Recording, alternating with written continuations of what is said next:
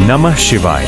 आओ आज हम शब्दों में एक ऐसा महाकाव्य शायराना रचें जो महादेव की असीम महिमा, उनके रूप स्वरूपों की दिव्यता, तांडव की ऊर्जा, भक्ति की गहराई और जीवन के अनुभवों से जुड़े हर भाव को समाहित करता है। शिव का रूप अनंत, अनोखा, अद्वितीय।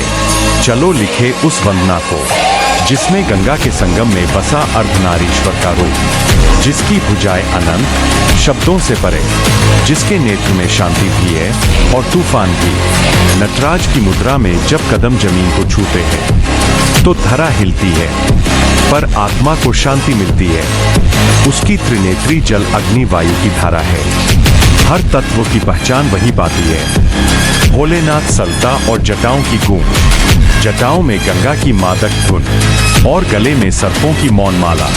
कभी शंकर गंभीर तो कभी अति सरल, एक पल में दयालु, दूसरे में महाविनाशक। वह हन पर जान पड़ते हैं, पर ब्रह्मांड की गूढ़ सीधा समझते हैं।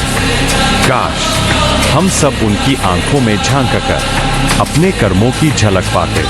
चंद्र और तांडव। चंद्रमा जब जटाओं पर चमकता है तो लगता है जैसे शांत नदी का किनारा, पैरों में बसंत उगे और मन करे शिव तांडव की लय में नाचे।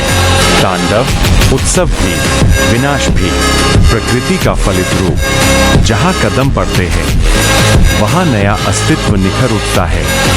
भक्ति, ध्यान और आत्मा की पुकार। मैंने पूछा अपनी आत्मा से, भगवान किस रूप में बसा है?